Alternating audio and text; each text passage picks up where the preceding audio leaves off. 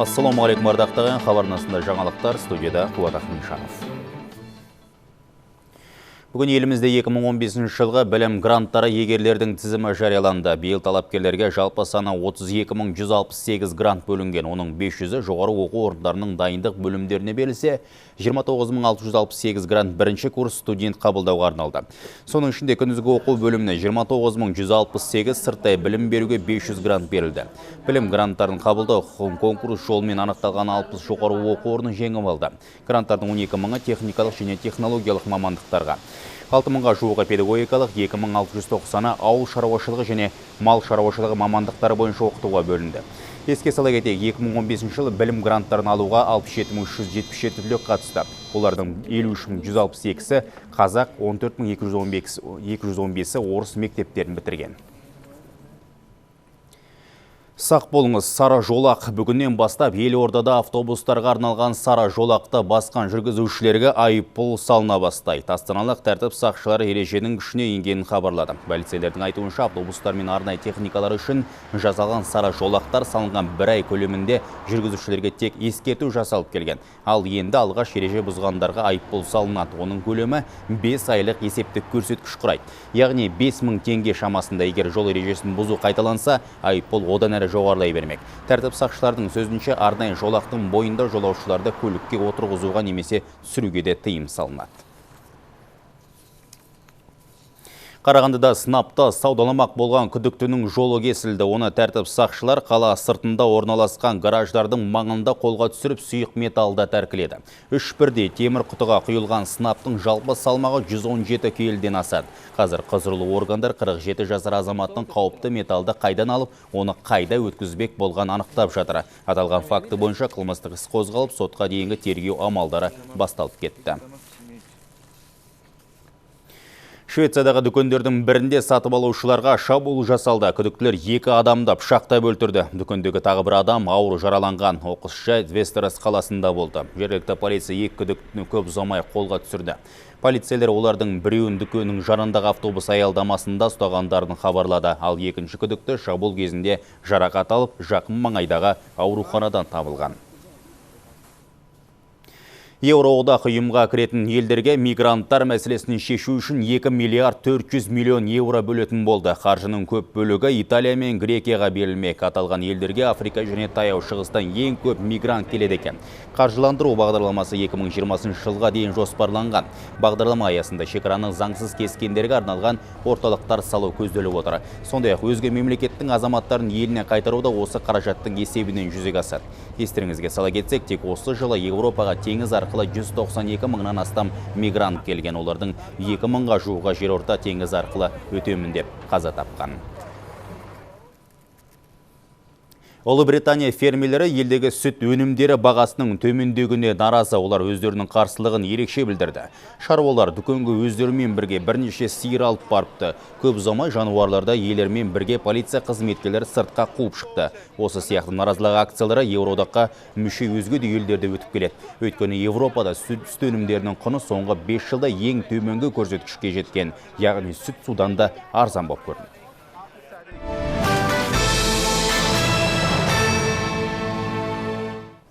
Отбасылық құндылықты дәріптеп, ұрпақтар сабақтастығын насихаттайтын мерейлі отбасы байқауының ақтық кезеңінде Айымбетовтер әулеті сыр елінің намысын қорғайды. Бұл отбасының тарихы теңізбен тығыз байланысты. Әулеттің діңгегі Әділбектің атасы Айымбет балық аулауға теңізге кетіп қайта оралмаған. Әкесі Ізбасардың тіршілігі де су маржанын теріп, ел игілігіне жарату болды. Міне осы үрдіс ұрпақтан ұрпаққа жалғасты.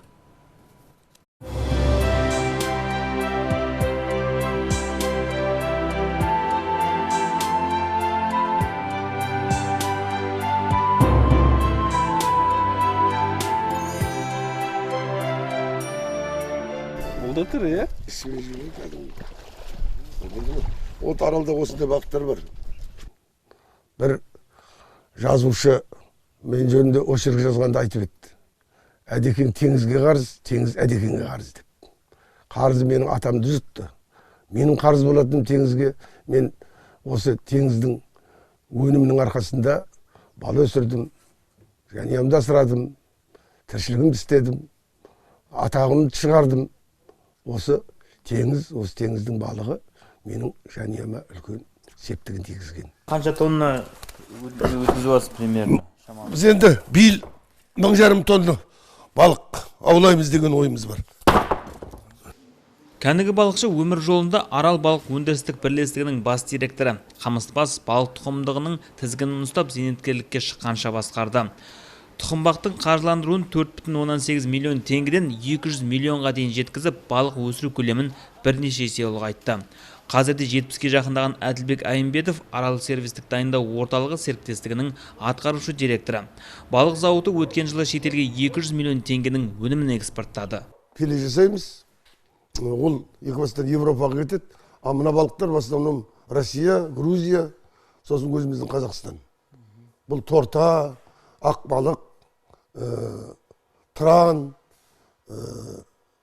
шортан, сол балықтың түрлері. Барлық балықтың түрлері бізде 22 түрі бар ғой, сол 22 түрдің осы жерде бір 15 түрі сақталады.